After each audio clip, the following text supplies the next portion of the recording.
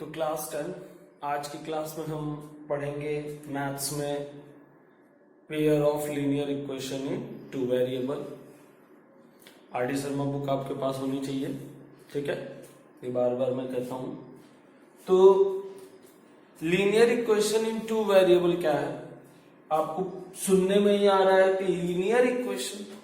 तो linear equation का मतलब हो गया उसमें जो भी वेरिएबल इस्तेमाल किए जाएंगे उनकी पावर मैक्सिमम 1 होनी चाहिए, उसकी पावर 2 या 3 नहीं होनी चाहिए, मैक्सिमम 1 होनी चाहिए। और बोल रहा है पेयर ऑफ, यानी 2 लीनियर इक्वेशन होनी चाहिए। और ये भी बोल रहा है 2 वेरिएबल, यानी दोनों में 2 वेरिएबल होने चाहिए। मतलब एक लीनियर इक्वेशन मान लीजिए हमारा हो गया a1x plus b1y plus c1 is equal to 0 और a2x plus b2y plus c2 is equal to 0। देखिए x y 2 वेरिएबल हो गए, दोनों के ऊपर मैक्सिमम पावर 1 है और ये हो गए 2 वेरिएबल में एक लीनियर इक्वेशन। जब वेरिएबल की पावर 1 होती है तो वो लीनियर हो जाता है। और ये दूसरा इक्वेशन हो गया, 2 इक्वेशन हो गए, 2 वेरिएबल हो गए और दोनों वेरिएबल की पावर 1 हो गई। तो ये हो गया pair of linear equations in two variable, ठीक है, pair of linear equations in two variable. और सुन लीजिए इक्वेशन किसको बोलते हैं। आप क्या करिए, लीनियर पॉलिनोमियल लिख दीजिए, उसमें इज इक्वल टू लिख के 0 कर दीजिए, वो इक्वेशन हो जाएगा, ठीक है। इक्वल टू लिख के कोई भी नंबर लिख दीजिए, वो इक्वेशन हो जाएगा। तो किसी भी पॉलिनोमियल को, किसी भी लीनियर पॉलिनोमियल में इक्वेशन मतलब इक्वल लिखकर कोई भी एक नंबर लिख दीजिए तो वो इक्वेशन बन जाता है। तो आपका ये पेयर ऑफ लीनियर इक्वेशन हो गया। अब देखिए पेयर ऑफ लीनियर इक्वेशन जब आप सॉल्व करते हैं तो x और y की ऐसी वैल्यूज मिलती है जो पहले वाले को भी सेटिस्फाई करता है, दूसरे वाले को भी सेटिस्फाई करता है। तो ये वैल्यू देगा कब, तो इस बात को ध्यान दीजिएगा। जब a1 अपॉन a2 बराबर नहीं है b1 अपॉन b2 के, तब ये दोनों लाइन एक दूसरे को इंटरसेक्ट करेगी। मान लीजिए एक लाइन ये है, दूसरी लाइन ये है, तो दोनों लाइन एक दूसरे को इंटरसेक्ट करेगी एक पॉइंट पे और आपको 1 सोल्यूशन मिलेगा। अरे भाई ये लीनियर का इक्वेशन है ना, तो आप जब इसको ग्राफ पे बनाते हैं तो एक लाइन बनती है। पिछले वाले पॉलिनोमियल वाले चैप्टर में मैंने पढ़ाया था, आप वीडियो देखेंगे पिछला चैप्टर का, तो आपको क्या दिखाई देगा कि लीनियर का अगर हम इक्वेशन ग्राफ बनाते हैं तो एक स्ट्रेट लाइन मिलती है। तो जब a1 अपॉन a2 और b1 अपॉन b2 इक्वल नहीं होते हैं तो 2 स्ट्रेट लाइन एक दूसरे को क्या करती है, इंटरसेक्ट करती है। और एक पॉइंट पे जिस पे इंटरसेक्ट करती है वही एक सोल्यूशन आपको मिलता है। लेकिन अगर a1 upon a2 b1 upon b2 के बराबर हो गया और c1 अपॉन c2 के बराबर नहीं है तो आपको 2 लाइन मिलेंगी और दोनों लाइन एक दूसरे के पैरेलल होंगी।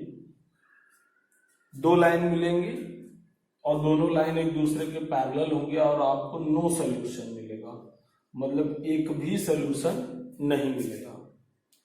तीसरी बात यह है कि a1 अपॉन a2 भी बराबर हो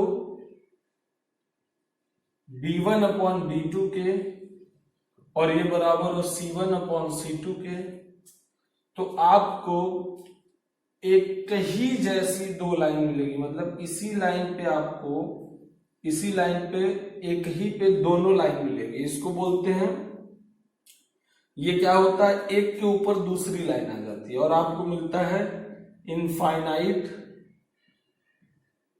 मेनी सोल्यूशन। तो आपको बहुत सारे सॉल्यूशंस मिलते हैं। इसी पे आपको मिलेगा a1x plus b1y plus c1 is equal to 0 और इस यही line a2x plus b2y plus c2 is equal to 0। तो दोनों लाइन एक ही जगह बन जाती है, एक के ऊपर दूसरी बन जाती है और आपको इनफाइनाइट मेनी सोल्यूशन मिलते हैं। तो पहली बात क्या हो गया, लीनियर इक्वेशन हो गया मतलब लीनियर इक्वेशन तीन तरीके से इसको समझिए। लीनियर इक्वेशन का मतलब क्या हो गया, ऐसा पॉलिनोमियल जो लीनियर हो और उसमें इज इक्वल टू लिख के कोई भी नंबर लिख दिया जाए 0 1 2 3 तो वो लीनियर इक्वेशन मिल गया।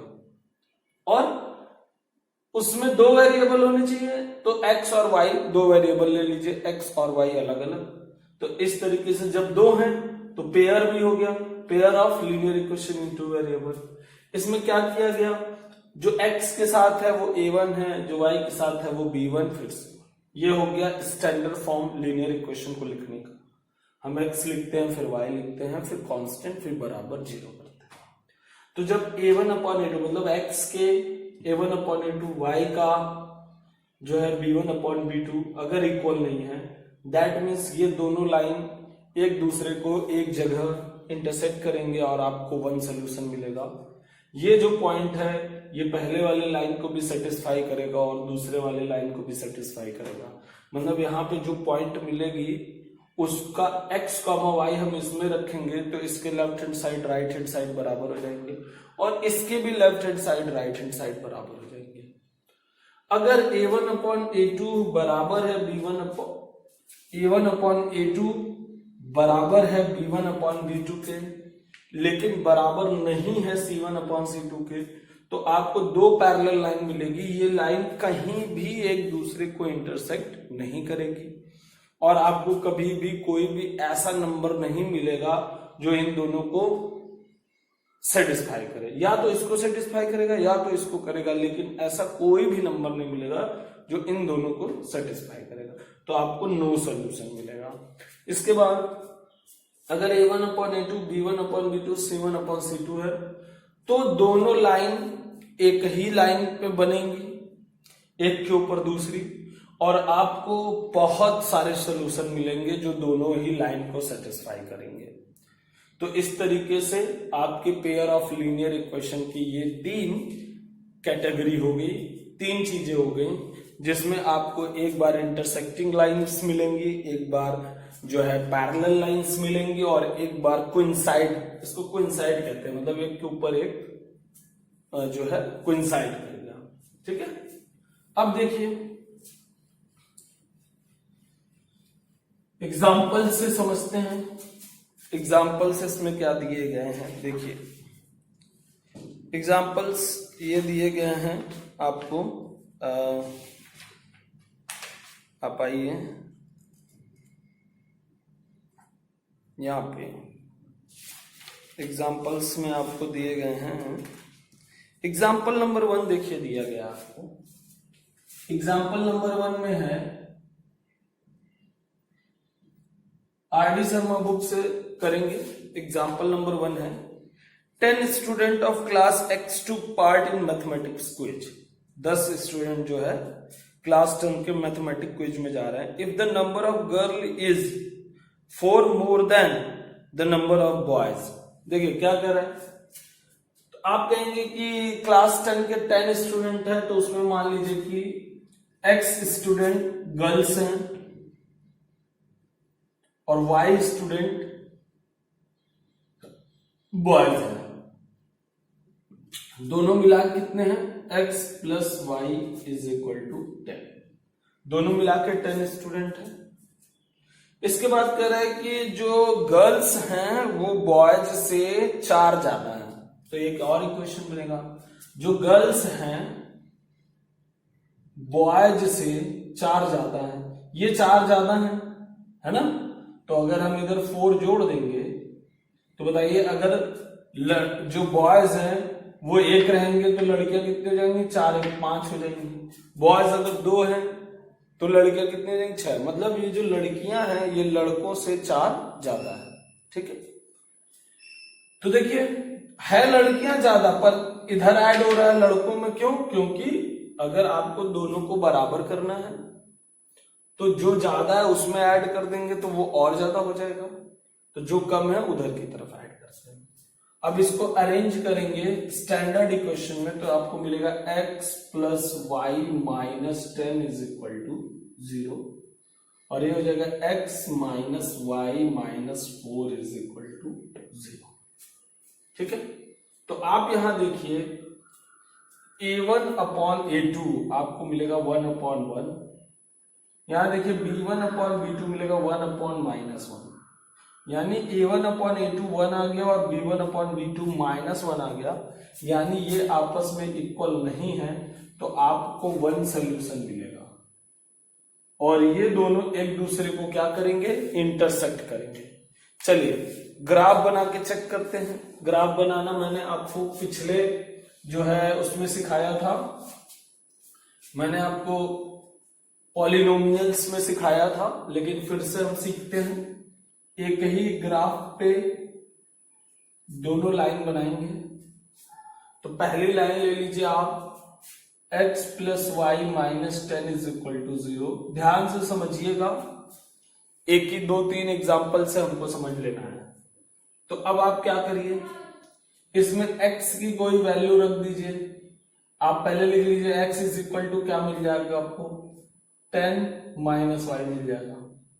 अब अगर आप y को 1 लेंगे तो x = 9 मिल जाएगा, और y को 1 लेंगे तो x = 9 मिल जाएगा। 10 में से 1 गया 9, पहले x लिखते हैं कॉमा y। फिर अगर आप y को 0 लेंगे तो x = 10 मिल जाएगा। 2 पॉइंट्स मिल गए। एक पॉइंट मिल गया 10, 0, तो 1 2 3 4 5 6 7 8 9 10, तो ये हो गया आपका 10, 0। फिर आपका हो गया 9, 1, आप यहां आ जाइए 9, ये हो गया 9 और 9, 1। अगर हम यहाँ पे 1 मानते हैं, यहाँ 2 मानते हैं, यहाँ 3 मानते हैं, यहाँ 4 मानते हैं, तो ये आपकी इस पॉइंट और इस पॉइंट को स्केल पे ऐसे रख के मिला देंगे, है ना। इस पॉइंट को इस पॉइंट पे आपको मिला देना। आप देखिए यहां पे भी आप एक पॉइंट ले सकते हैं। अगर आप x को 0 कर दें तो y = 10 आ जाएगा, ठीक है। तो ये हो गया आपका, ये आपकी एक लाइन होगी, ठीक। ये लाइन हो गई आपकी x + y - 10 = 0। दूसरा देखिए, दूसरा लाइन क्या है, x = y + 4, उसको उधर करेंगे। तो अब y को 1 रखेंगे तो x क्या मिलेगा आपको, 5 मिलेगा। तो 1 2 3 4 5, 5, 1 हो गया। और अगर हम y को 0 रखेंगे तो x क्या मिलेगा, 4, तो ये 2 पॉइंट्स मिल गए। तो अगर आप इन 2 पॉइंट्स को मिलाएंगे तो ये आपका इस तरीके से मिलेगा। तो देखिए ये दोनों लाइन एक दूसरे को इंटरसेक्ट किए यहाँ पे, यही आपका आंसर होगा। तो अगर आप ग्राफ पे बनाएंगे तो आपको एकदम एग्जैक्ट आंसर मिलेगा। ये आंसर लगभग क्या है, 1 2 3 4 5 6 7 और इधर 3। तो अगर आप देखेंगे, आप अपने ग्राफ में बनाएंगे तो आपको आंसर मिलेगा 7, 3। दैट मीन्स 7 गर्ल्स और 3 बॉयज। अब आप देखिए 7 गर्ल्स 3 बॉयज, 7 3 टोटल 10 स्टूडेंट हुए, है ना, टोटल 10 स्टूडेंट हुए, और जो लड़कियां हैं वो लड़कों से 4 ज्यादा है। तो ये हो गया ग्राफ का तरीका, ठीक है। चलिए एग्जाम्पल नंबर 2 करते हैं। ध्यान से देखिए, आप अपने ग्राफ वाले पेपर पे बनाइएगा तो आपको एकदम एग्जैक्ट आंसर मिलेगा। मैं तो अप्रॉक्सीमेट ग्राफ बना रहा हूं बोर्ड पे, ठीक है। आप देखिए एग्जाम्पल नंबर 2 में क्या कह रहा है। एग्जाम्पल नंबर 2 में कह रहा है the coach of a cricket team buy 3 bats and 6 balls for rupees जो है 3900। और क्या लिखा हुआ है, लेटर ही buys another bat and 3 balls of the same kind for rupees 1300. Represent this situation algebraic and graphically. चलिए देखिए, बॉल और बैट खरीद रहे हैं ना, तो मैं बॉल को रिप्रेजेंट करता हूं बॉल को x से रिप्रेजेंट कर लेते हैं और बैट को y से रिप्रेजेंट कर लेते हैं, ठीक है। तो बैट्स 3 हैं और 6 बॉल्स हैं। चलिए बॉल्स को आप जो है x से और बैट्स को जो है y से रिप्रेजेंट करिए। तो आपके पास पहला केस बन रहा है 3 bat 6 ball, 6 ball 3 bat is equal to 3900। ये हो गया आपका पहला इक्वेशन। 6 बॉल है इसलिए 6 इंटू बॉल और 3 बैट्स हैं इसलिए 3 into bat is equal to 3900। फिर बोल रहा है he buys 3 more balls and same bat, तो 3 balls और 1 बैट हो गया 1300, 1300 रुपए में खरीद रहा है। 2 इक्वेशन हो गई। अब अगर ये 2 इक्वेशन हो गई, आपको इसको रिप्रेजेंट करना है ना। इसमें देखिए 3900 तक जा रहा है, तो हम ग्राफ में थोड़ा बड़ा बड़ा लेंगे। ग्राफ में कैसे करना होगा हमको ध्यान दीजिएगा। ग्राफ में हम लेंगे 3900 तक हमको जाना है, तो आप क्या करिए 500 का लीजिए। ये हो गया 500, ये हो गया 1000, ये 1500, ये 2000, ये अप हो गया 2500, फिर आप चलिए 3000, 35 और आपका ये लगभग 4000। इसी तरह आप बना लीजिए y में भी, बना लीजिए 5, 10, 15, 20, 25, 3000। मान लीजिए हो गया 500, 1500, 2000, 2500 और 3000, ठीक है। अब देखिए 100 का बना लिया हमने। अब यहां पे हमको क्या करना है, यहां पे आप देखिए इस इक्वेशन को अगर हम 3 से डिवाइड कर दें, पहले तो हम ये चेक करेंगे कि ये कहीं a1/a2 b1/b2 वाला केस तो नहीं है, तो चेक करते हैं a1/a2 b1/b2। तो a1/a2 हो जाएगा, पहले इसको आप उधर कर लीजिएगा, तो ये -1300 इज इक्वल टू 0 हो जाएगा, 3900 और ये -1300। तो a1/a2 करेंगे तो 6/3 और 3/1, तो ये हो गया 2 और 3, ये इक्वल नहीं है। तो a1/a2 इक्वल नहीं है, तो इसका मतलब ये इंटरसेक्ट करेगा, ये एक सोल्यूशन देगा। तो चलिए करते हैं, हम क्या करेंगे, इसको अगर 3 से डिवाइड कर लेंगे तो थोड़ा छोटा हो जाएगा, तो आपको मिल जाएगा 2x plus y is equal to 1300, ये मिल गया। तो चलिए ठीक है, तो आपको y इज इक्वल टू मिल गया 1300 माइनस 2x। अब y इज इक्वल टू भी लिख सकते हो, x इज इक्वल टू भी लिख सकते हो, ऐसा कोई फिक्स केस नहीं है। अब x को अगर हम 500 रखते हैं तो y कितना मिलता है, देखिए x को अगर हम 500 रखेंगे तो y मिल जाएगा 1300 माइनस 1000, 300 मिल जाएगा। तो आपको मिला x को आपने जब रखा 500 तो आंसर मिला 300, ये एक पॉइंट हो गया।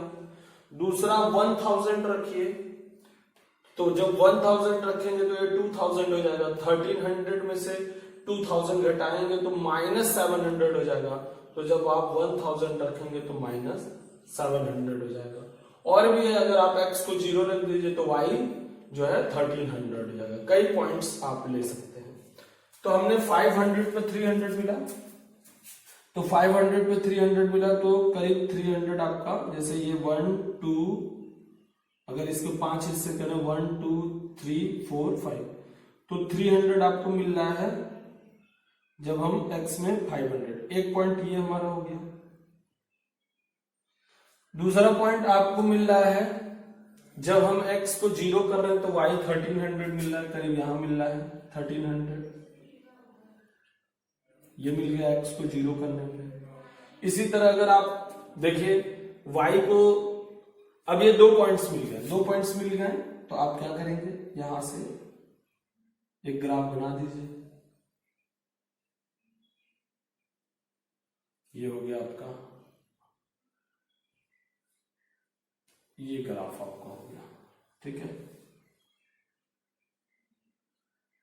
700 जो है ये आपका हो गया पहला पॉइंट और ये दूसरा पॉइंट, ठीक है। अब दूसरे लाइन में आइए, दूसरे में यहां पे आप क्या लिख सकते हैं, आप यहां लिख सकते हैं y is equal to 1300 minus 3x।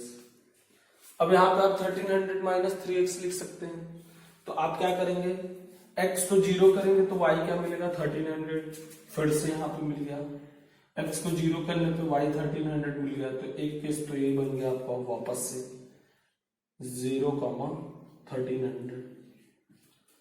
अब अगर आप x को 100 लेंगे तो y 1000 बन जाएगा, 100 में लीजिए 500 लीजिए, तो 5 3 जा 1500, तो आपको मिल जाएगा 200। तो जब आप x को लेंगे 500 है ना, तो आपको मिलेगा -200।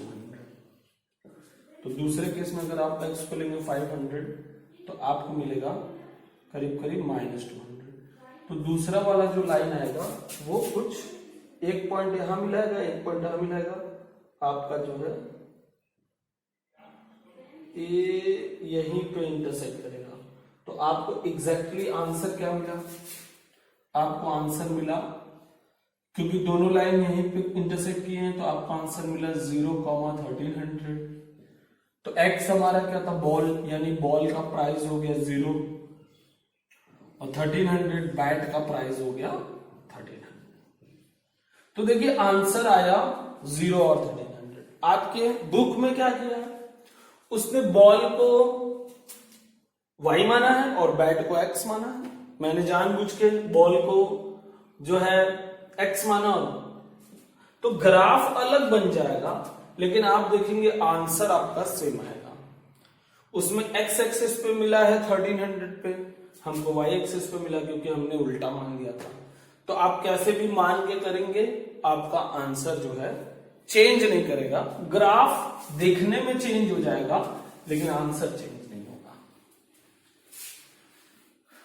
अब देखिए एग्जाम्पल नंबर 3 देखिए, एग्जाम्पल नंबर 3 में कह रहा है कि Ramila went to stationery stall and purchase 2 pencil 3 eraser. 2 pencil 3 eraser, 2 pencil 3 eraser 9 रुपए में, 9 रुपए में खरीदा इसने। फिर इसने क्या किया है, इसने जो है 4 पेंसिल और 6 इरेजर लिया। 4 पेंसिल और 6 इरेजर लिया, कितने में लिया, 18 रुपए में। तो चलिए सॉल्व करते हैं। पेंसिल को x मान लेते हैं, तो 2x plus 3y is equal to 9 और 4x plus 6y is equal to 18। तो अभी इसको सॉल्व करने के लिए सबसे पहले हम क्या करेंगे, इसको स्टैंडर्ड में करेंगे। इसको इधर भेजेंगे तो -9 इज इक्वल टू 0 हो जाएगा और इसको इधर भेजेंगे तो -18 इज इक्वल टू 0 हो जाएगा। a1 अपॉन a2 करेंगे तो 2 अपॉन 4, 1 अपॉन 2 आ गया। b1 अपॉन b2 करेंगे तो 3 अपॉन 6, फिर से 1 अपॉन 2 आ गया। तो अब a1 upon a2 b1 upon b2 बराबर हो गया, तो हम c1 अपॉन c2 भी करेंगे। तो c1 अपॉन c2 गया -9 अपॉन -18, ये भी 1 अपॉन 2 आ गया। तो a1 upon a2 is equal to b1 upon b2 is equal to c1 upon c2। तो ये क्या करेगा, आप देखिए जो अभी थोड़ी देर पहले मैंने पढ़ाया, अब वीडियो पीछे करके देखेंगे तो आपको पता चलेगा कि दोनों लाइन कोइंसाइड कर जाएगी और आपको इनफाइनाइट मेनी सॉल्यूशन मिलेंगे। तो चलिए ग्राफ बना के देखते हैं क्या हो रहा है, बना के चेक करते हैं। तो बना के चेक करने के लिए हम इन दोनों इक्वेशंस को एक तरफ लिखते हैं, फिर ग्राफ बनाते हैं। यहाँ लिखते हैं 2x plus 3y is equal to 9 और 4x plus 3y is equal to 18। चलिए बनाते हैं, देखिए।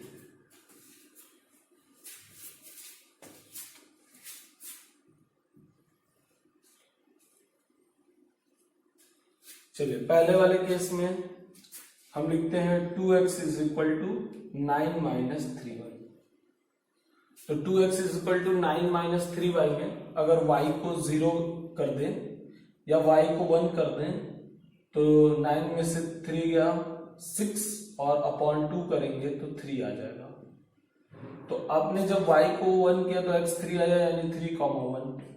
तो पहला हो गया 1 2 3 3,1 1 2 3, पहला पॉइंट आया 3,1।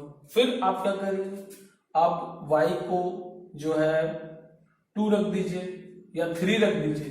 तो y को अगर हम 3 रख देंगे तो 2x is equal to 9 minus 9 is equal to 0, तो x इज इक्वल टू 0 आ जाएगा। तो x इज इक्वल टू 0 पे y इज इक्वल टू 3 आ गया, तो 0,3।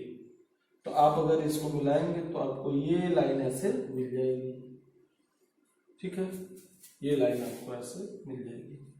अब इसके बाद दूसरा देखिए, 4x इज इक्वल टू हो जाएगा 18 माइनस 3y। चलिए वही पॉइंट हम सेलेक्ट करते हैं, y को 1 रखते हैं। तो 4x is equal to 18 minus 3, 1 रखेंगे पहले वाले केस में। तो 18 माइनस